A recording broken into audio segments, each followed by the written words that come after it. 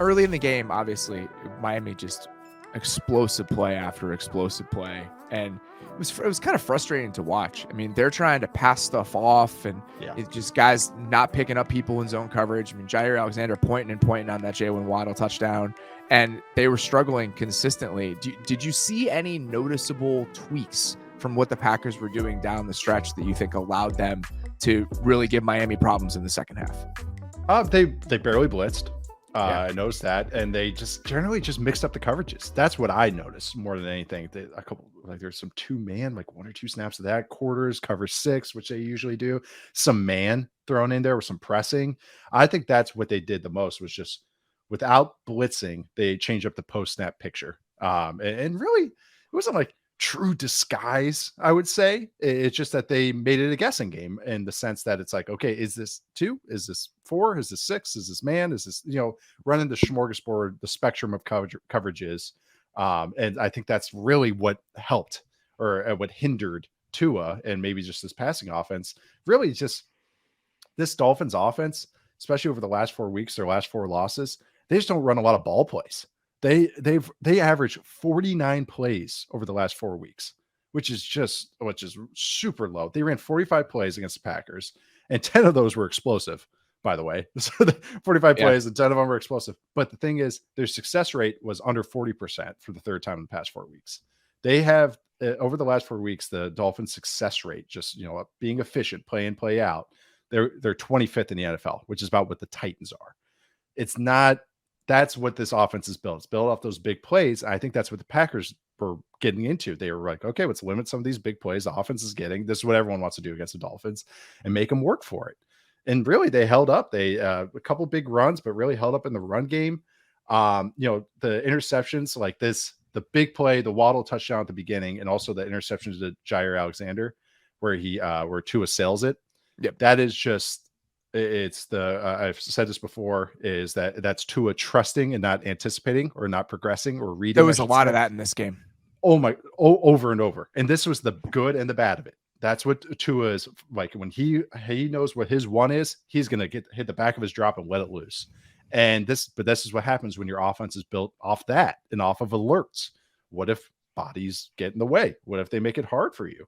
What if, the second interception to Mostert. Sorry, Bach. Beethoven. But anyways, he was in the slot on the second interception. Tua, he reads everything like an X's and O's. I think that's how the best way I can paint how Tua reads the game. He paints it how you install the plays and how he sees it on the drawings and how he's seen it on the cut-ups. I'm throwing, it's single high. It's cover 3. I'm going to throw the seam because that is the read on that play. But my running back is in the slot and my running back's not looking for the ball until 12 yards and he misses the throw anyways. But I think that's a lot of him going like, oh shoot, he's not looking and he misses the throw. But again, he's not even paying attention to Devondre Campbell in that play. No, that doesn't even he's start to account for him. No. And I don't want to talk about both sides of my mouth and compliment like Kirk Cousins or Burrow and saying like, man, they really just throw with that anticipation. There's a difference with that because they're confirming a read post snap and then throwing it. Tua is determining it pre-snap and then going, boom, that ball is coming out. And so that's just that difference between trust and the anticipation. And you could just see it happening. And even the third interception, I could just paint this picture with the 3 interceptions. The third one, the Rasul Douglas. It's 3 cloud, which is, so it's cover 2 basically to that boundary side. He's not reading it like that. They're running a high-low. He just assumes I can throw the corner against that cloud corner. And Douglas just sinks underneath. Is like, okay, thank you.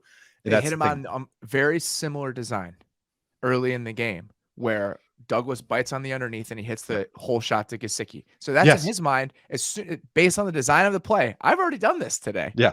Like I know that whole shot's going to be there based on how the worked play for me designed, before. Throws it right to him. Yeah. And that's the problem. And I think that you and I both early in the season, the Detroit game sticks out to me. Yes. Is where he's reading one guy.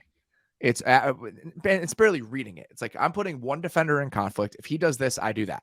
Yep. That is how their passing game was. If this, then that. Yes. If this, then that consistently. And it was one guy.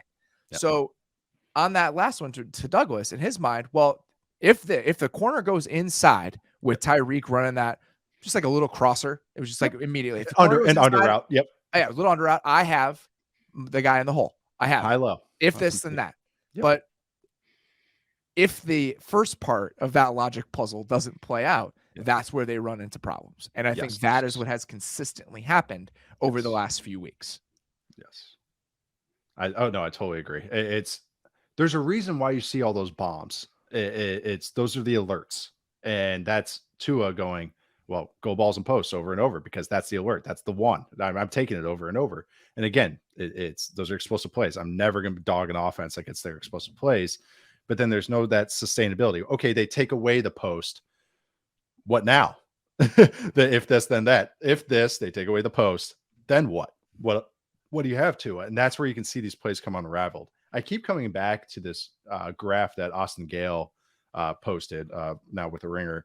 And he posted where it was the EPA by drop back for all these quarterbacks by time to throw. And I thought that was so interesting. Everybody peaks at about 2 seconds and then it slopes back down. Mahomes just stays high and peaks usually again after like 3.5 seconds. And then you watch Tua's number. His inside 2 seconds is almost near Mahomes level. Yeah. But then it drops off a freaking cliff after that and then just barely dips back up like at the end after 3.5 seconds. And that, I love when you can see a number in a graph illustrated that shows how a guy plays, because that's exactly it. As soon as that first read is not open, or that predetermination, that pre-snap read does not paint out how he expects it to, it's like, hold on to your hat. And it's chaos, not in a great way, because he's not a great scrambler. He's just an okay athlete. He's not an ad-libber all the way. That's where his arm strength comes into effect too, because those holes get really tight when you're ad-libbing. So that's where it just kind of comes unraveled. That offense is not getting those plays open, getting those players open, and defenses have been adjusting, and they have been.